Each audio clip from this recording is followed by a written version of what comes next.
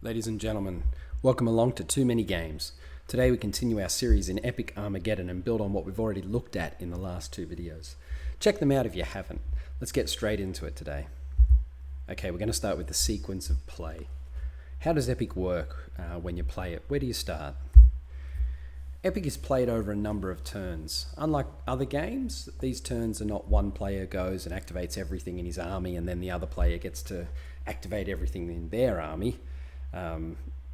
Instead, Epic sees players alternating every time they activate a formation in their force to perform a certain action. So how many turns do you play in the game? Well, that depends. If you're playing a scenario, it might be preset or part of that rule set for that scenario, or maybe you'll decide before you play with your opponent to play a set number of turns. Most people play with the tournament rules, which sees the game go for 3 to 4 turns usually. And what about the phases of one of these turns? What does a turn actually look like?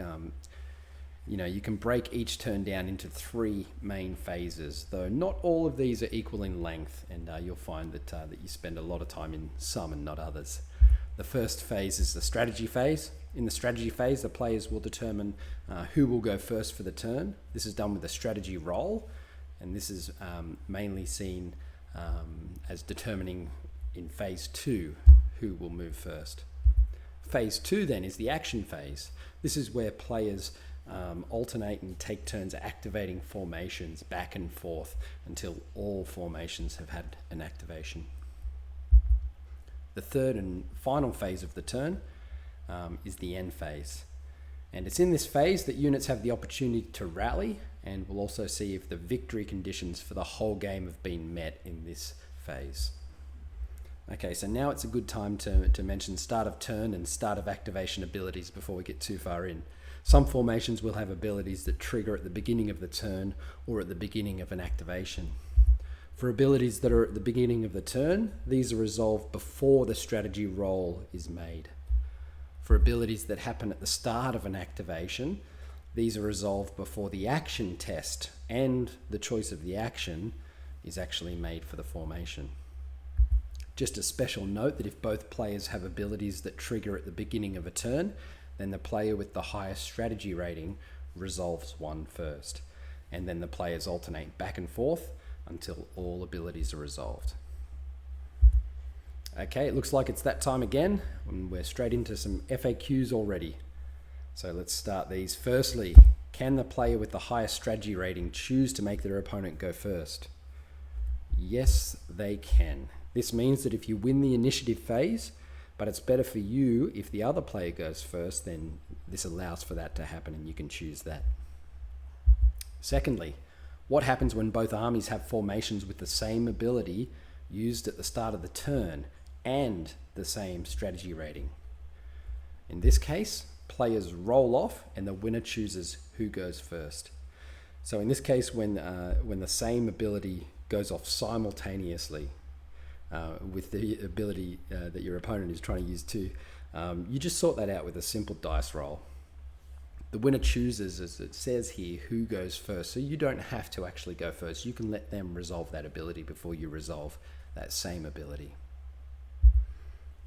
And last but not least, should you dice for each ability? And the examples teleport, tunneler, etc. used at the start of the turn. And the answer to this is rather unsatisfying. It says bring it up in the 5-minute warm-up. Basically, the developers don't want to say yes, but don't want to say no either. I interpret this as a yes, but that it might be too time-consuming depending on the game and the units being used. So discuss with your opponent before the game, make a decision with them as to what you're going to do. Are you going to dice for each ability, or are you just going to do it once to cover them all, and just stick with that through the whole game and you'll be fine. All right, that's the end of our FAQs for now, but I have a feeling that we'll be back here looking at more FAQs quite soon. Let's start our adventure into the strategy phase. Every army has a strategy rating, and this strategy rating is meant to reflect how good that particular army is at putting into practice well thought out and well executed strategies to outfox their opponent. How does this translate to the game? Well, it means the higher your rating, your strategy rating, the more likely you are to control who activates a formation first on a turn. As you play more and more, you'll realize that certain turns may mean that you want to activate first, but not always. Maybe you do want to alpha strike somewhere before your opponent gets an opportunity to activate anyone, but it can also be helpful sometimes to let them activate first so that you might out-activate them in the turn. So an example of some strategy ratings is the Space Marines here. You can see have a strategy rating of 5, whereas the Imperial Guard are a rating of 2. And this reflects that while the overall Guard strategy may be fine, it's probably fairly predictable and inflexible, whereas when you consider Space Marines, they are more of a surgical strike type force. They have the ability to respond and control the battle a little bit easier than the Guard. So how does this phase work then? It's very simple. Both players roll a d6 and then add their strategy rating to come up with a total. Both players compare these totals, and the person with the highest total decides who will go first this turn. But what happens if it's a tie, I hear you ask? Good question. In that case, the person who lost initiative on the previous turn will decide. Now just note, this says the person who lost, not the player who went second. It's actually who lost the strategy roll-off last turn. And that's all there is in the strategy phase. It's done nice and quick most of the time. But we're back to another FAQ. Welcome to Epic, people. So our FAQ coming out of the strategy phase is, what is the order of events that happen in the strategy phase? And the answer, if alternating, the player with the highest strategy rating chooses who will go first.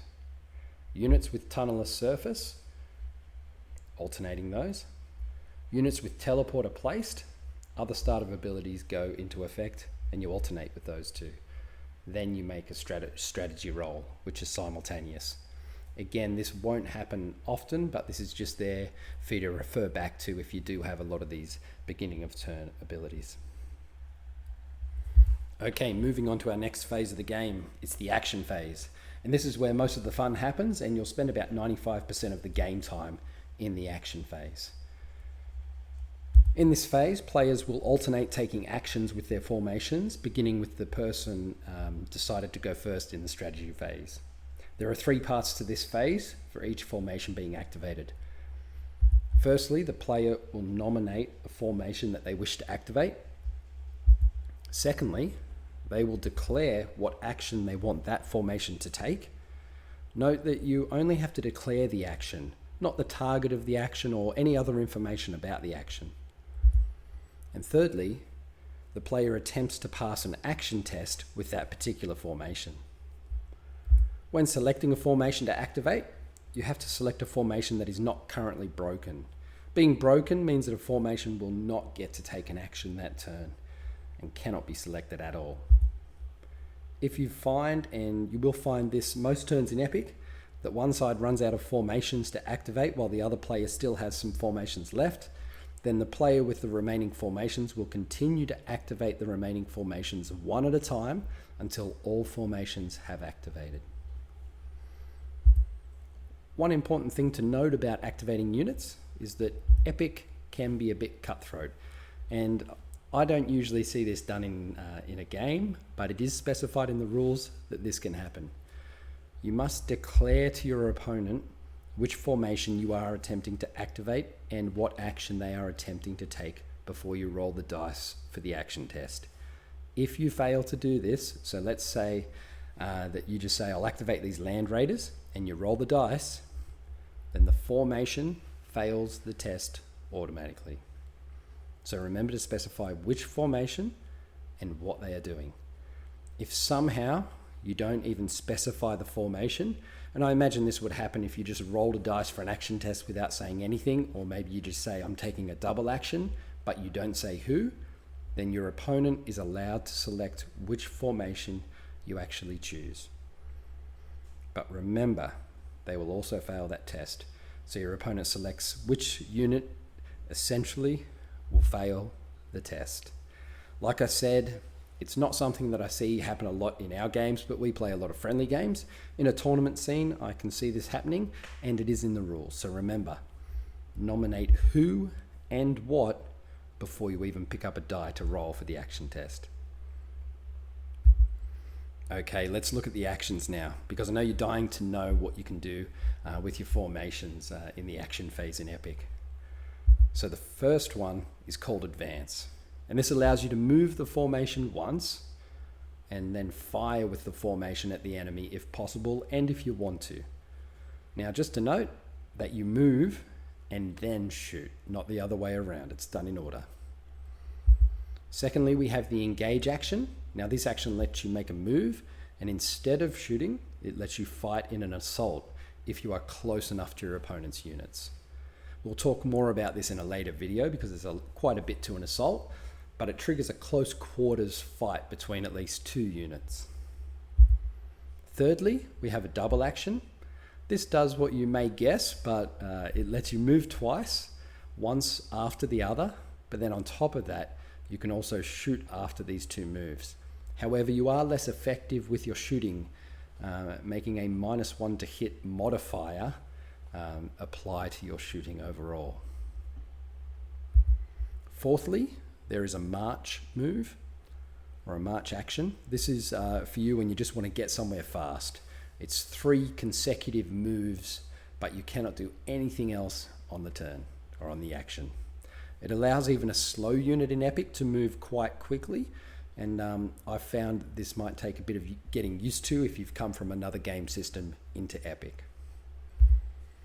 Next up, we have the martial action.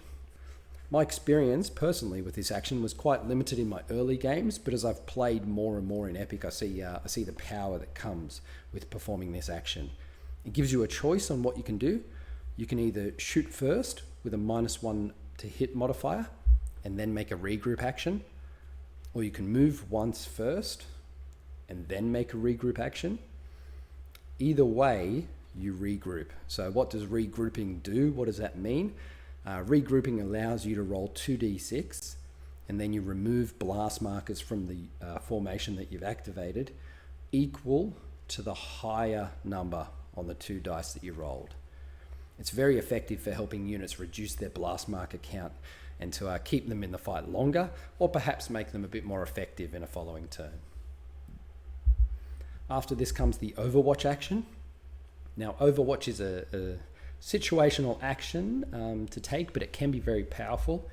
It means that the unit forfeits their ability to do anything in their activation, such as move or shoot, but instead you mark them as being on Overwatch, which essentially will allow them to interrupt an enemy formation's action after they move, and only after a move action, to fire upon that formation.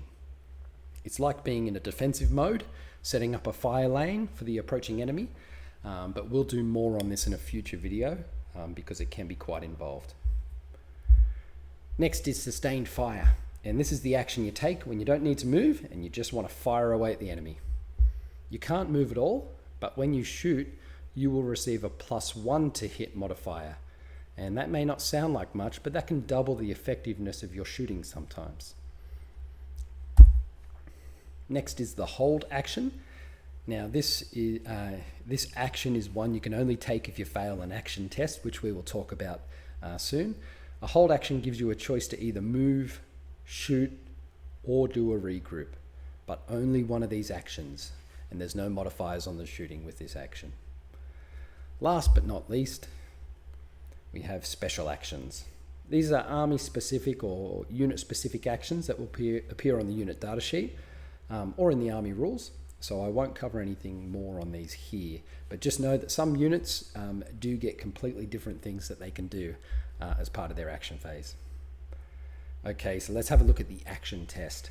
Every formation must pass an action test before they can do the nominated action. Now, as said before, a broken unit cannot do this. You cannot select or even attempt to try and do this for a broken unit.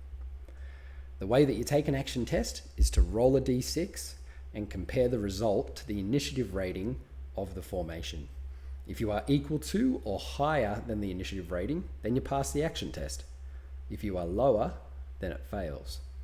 There are some modifiers to this action test to take into account. You will receive a -1 to your result if the formation has any blast markers on it. It doesn't matter how many, just any. Furthermore, you will also receive a -1 if you are attempting to retain the initiative, but we'll do more on that soon. These modifiers are cumulative, so if you're trying to retain and the formation has a blast marker, it is a -2 to your result. Okay, it's FAQ time once again. Let's have a look at our FAQs for our action tests. The question is, when rolling an action test, does a result of a 1 automatically fail? And the answer is no. You can automatically pass an action test in Epic. In most other roles in Epic and in other games, particularly if you're familiar with other Games Workshop games, a result of a 1 always counts as a failure, but not for an action test. This makes initiative rating 1 units very reliable in Epic. So let's have a look at an example of an action test. Here we have a Space Marine tactical formation, and the initiative rating of this formation is 1. This means that it passes its action test automatically on a 1+. But the roll it needs to get on the test can change depending on the circumstance. If it has any blast markers, it becomes a 2+ for success. Remember, it gets a -1 modifier to the result, so it will need a 2+. If you're attempting to retain the initiative, then it will also need a 2+ to pass that test. If you're trying to retain initiative and you have blast markers on the formation, then it will be a 3+ that's required to succeed. Now, what happens when you fail your action test? Well, in short, nothing good. So the first thing is that the formation receives a blast marker for failing. When you fail, it also means that you can't do the action that you nominated, and instead you must replace this with the hold action that I mentioned earlier. For reference, if you don't recall what the hold action is, it lets you move or shoot or regroup, but only one of these. Furthermore, if you fail an action test, it passes back to your opponent after this for them to activate a unit. You cannot retain the initiative after failing an action test. This can be very important when selecting the order of activating units. So I've hinted enough at it. Let's look at retaining initiative. What does it mean to retain the initiative? Retaining the initiative means you can attempt to activate a second formation straight after you finish activating a formation, without your opponent activating any formation in between these activations. In a nutshell, it lets you activate 2 formations in a row, but it has some risk inherent with attempting this. You receive a -1 modifier to your result when you roll for the action test, obviously increasing the chance that you fail the action, and we know that failing the action isn't great for a formation. You also cannot attempt to retain after failing the first action you attempted, as mentioned earlier. So if you have 2 units to activate and the order doesn't really matter, think about what implications a -1 might have on activating them. Maybe you need to prioritize one of these units in order that it doesn't have the -1. Next, you cannot attempt to retain the initiative twice in a row or more. You can't activate 2 units in this way and then try for a third. You do need to let your opponent play 2. Now, it may be obvious, but it goes without saying that if one player has no formations left on the board anymore, then it never counts for their opponent retaining the initiative, even though they still have many units on the board, or many formations potentially. They are free to keep activating formations one after the other, and there'll never be a retain initiative modifier on that. Well, we made it to the end of another video. Thanks for watching today as we continued learning more about Epic Armageddon and how to play. Hopefully your understanding of how a turn works is greater than when you started watching this video originally. In the next video, we will look at movement, so join us then. Feel free to like and subscribe if you want to see the rest of this series, and I'll try to respond to any comments that you leave as well. See you next time on Too Many Games.